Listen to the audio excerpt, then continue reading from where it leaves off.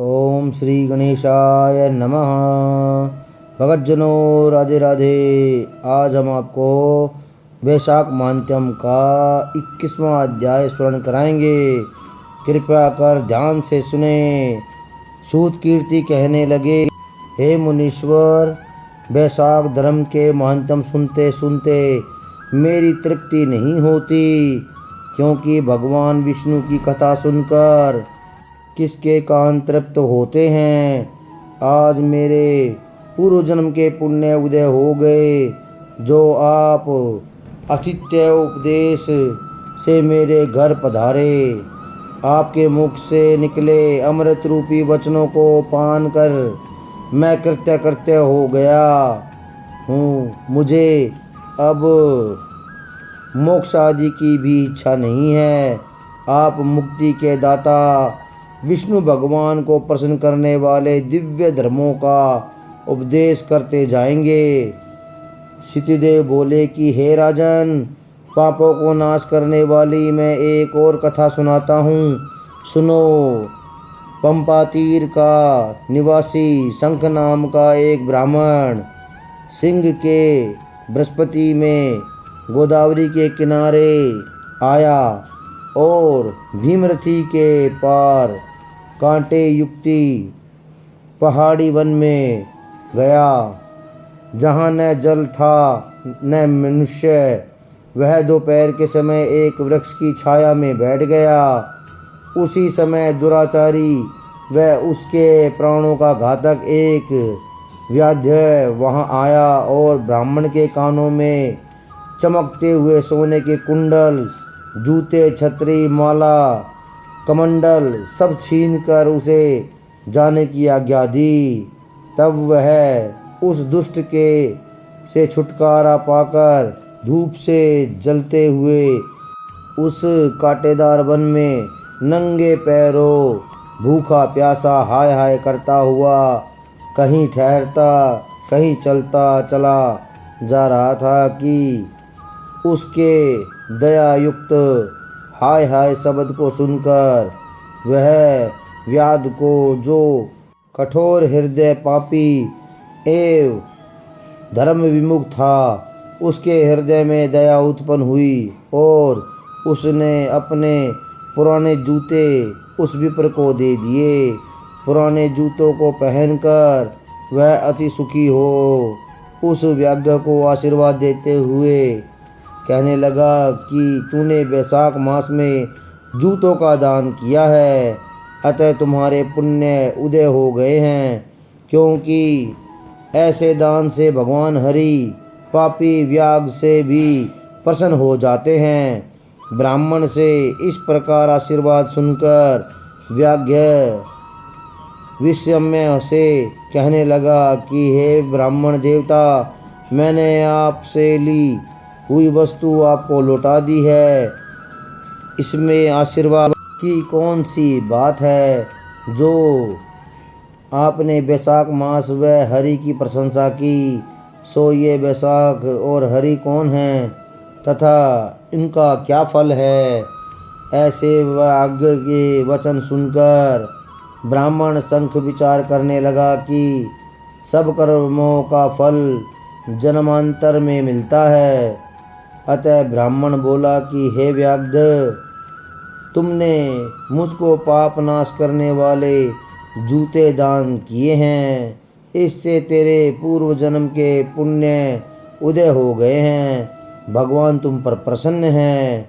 उसी समय मृत्यु द्वारा कल्पित सिंह व्याध के वध के लिए दौड़ता हुआ आया, परंतु बीच में देवकल्पी हाथी को देखकर पहले उसको मारने का उद्योग करने लगा। फिर उस वन में सिंह और हाथी का घोर संग्राम हुआ, जिससे वे दोनों थक कर गिर गए और एक दूसरे को देखने लगे।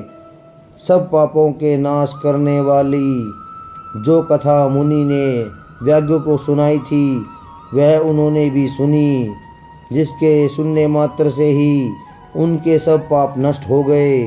वह पशु योनि को त्याग कर दिव्य शरीर धारण कर दिव्य विमान में बैठकर अप्सराओं से सेवित हाथ जोड़कर खड़े हो गए।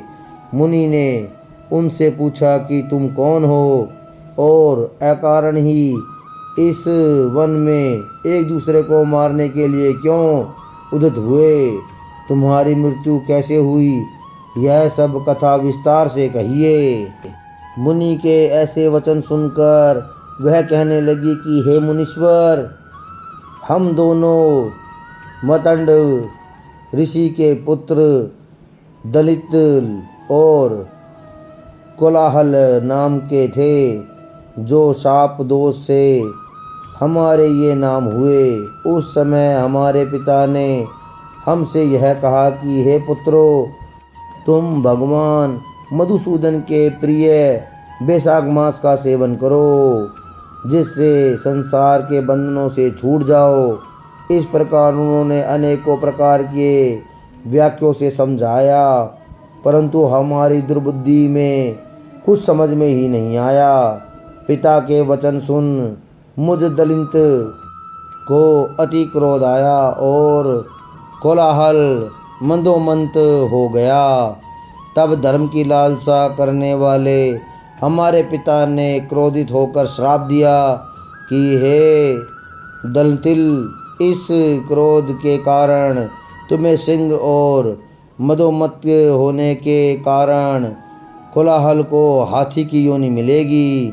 धर्म से विमुख पुत्र, कटु वचन वाली स्त्री तथा पापी को शीघ्र त्याग देना चाहिए, क्योंकि जो लोभावश इनको नहीं त्यागता वह 14 मनवंतर तक नरक भोगता है।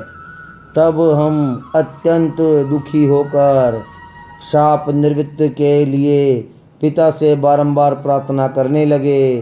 तब उन्होंने कहा कि तुम दोनों जब पशु योनि में एक दूसरे को मारने के लिए उद्यत होगे, उस समय व्याध और शंख का बैसाख धर्म विषयक संवाद तुम्हारे कानों में पड़ेगा। उसी समय तुम्हारी मुक्ति हो जाएगी। यहाँ पर आपका दिव्य संवाद सुना, जिसके प्रभाव से हम कृतार्थ हुए। इसके पश्चात वे दोनों मुनि को नमस्कार कर आज्ञा ले अपने पिता के पास चले गए और व्याध भी यह कथा सुनकर अपने शस्त्र आदि फेंककर पुण्य आत्मा मुनि से कहने लगा। बैसाख मान्त्यम का यह 21वां अध्याय समाप्त। श्रीमन्नारायण नारायण हरि हरि, भजमन नारायण नारायण हरि हरि। गोविंद बोलो गोपाल बोलो, राधा रमण हरि गोविंद बोलो। बोलो जय जय श्री राधे, बोलो वृंदावन बिहारी लाल की जय, बोलो राधे कृष्ण भगवान की जय।